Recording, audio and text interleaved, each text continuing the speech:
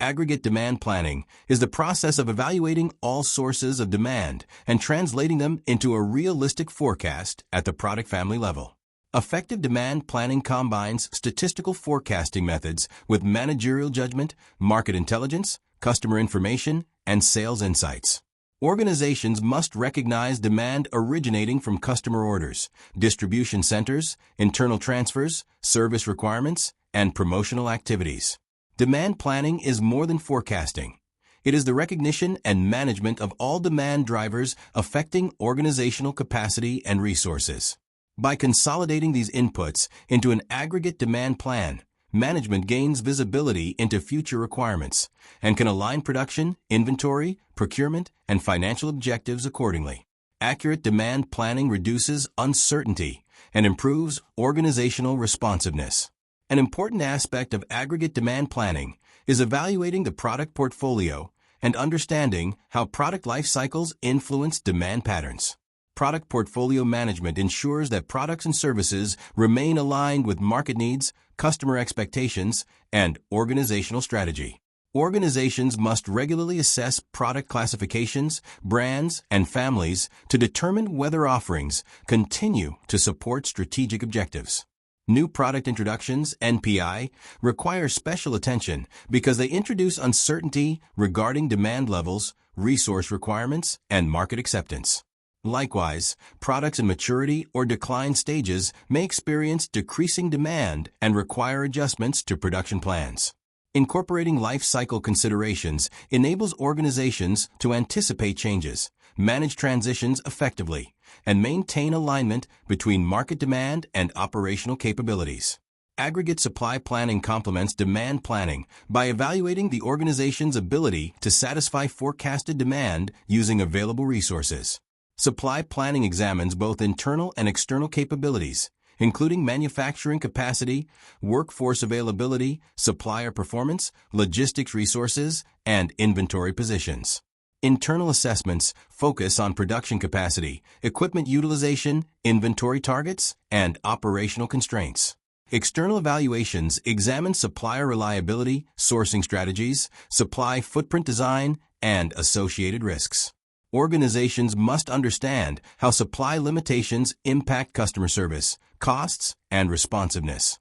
Effective supply planning ensures that resources are aligned with business objectives while maintaining flexibility to respond to changing conditions. By balancing demand expectations with supply capabilities, organizations create feasible plans that support profitability and service goals. Product life cycle considerations also play a significant role in supply planning decisions. Products in introduction stages may require flexible capacity, strategic inventory positioning, and supplier support to accommodate uncertain demand. Growth stage products often require capacity expansion and increased resource commitments.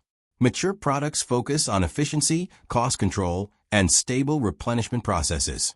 Declining products may require inventory reduction strategies and capacity reallocation toward emerging opportunities. Supply planners must adjust procurement, production, inventory, and distribution strategies according to life cycle requirements. Integrating life cycle information into aggregate supply plans helps organizations avoid excess inventory, capacity shortages, and service disruptions while supporting long-term business objectives and effective resource utilization throughout the product portfolio. The aggregate production plan represents the primary output of the aggregate demand and supply planning process. It converts forecasted demand and available resources into a practical production strategy that supports organizational goals. Production planning occurs at the product family level and establishes overall production rates, inventory targets, backlog levels, and capacity requirements. The production plan must align with strategic priorities, financial objectives, customer service expectations, and operational constraints. Organizations may adopt level, chase, or hybrid production strategies depending on capacity flexibility and demand variability. The production plan grid provides a structured framework for evaluating production volumes, workforce levels, inventory positions, demand forecasts, and available capacity across the planning horizon. This enables management to assess feasibility and make informed decisions. Capacity and resource planning are essential activities supporting aggregate supply plans.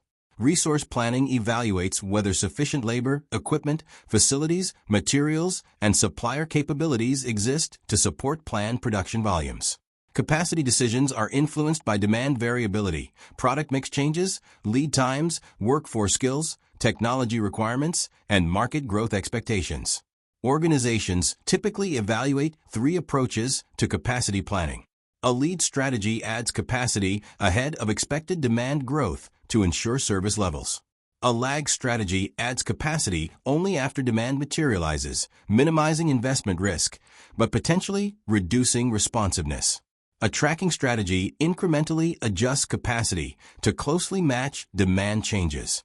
Selecting the appropriate approach requires balancing service objectives, investment costs, risk tolerance, and competitive priorities.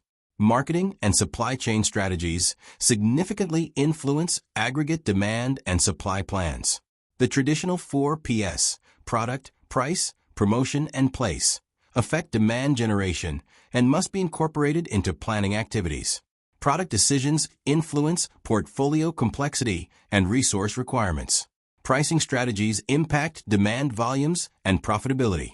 Promotional campaigns create demand fluctuations that require capacity and inventory planning. Distribution decisions determine logistics requirements and market accessibility.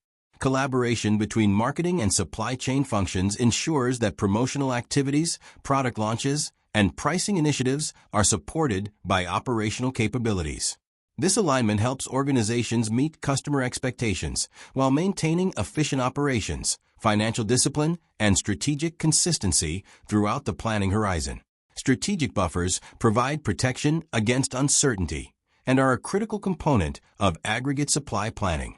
Organizations must identify bottlenecks, capacity-constrained resources, CCRs, supply chain vulnerabilities, and operational risks when determining buffer strategies. Buffers may include inventory reserves, protective capacity, excess lead time, or strategic supplier relationships. The type, size, and location of buffers depend on demand variability, supply uncertainty, and business priorities. Workforce planning also contributes to buffer management through labor schedules, skills matrices, training programs, contract labor arrangements, and staffing flexibility. Effective buffer management improves resilience, supports continuity of operations, and enhances responsiveness to disruptions. When properly integrated into aggregate demand and supply plans, strategic buffers enable organizations to balance efficiency, risk management, and customer service performance.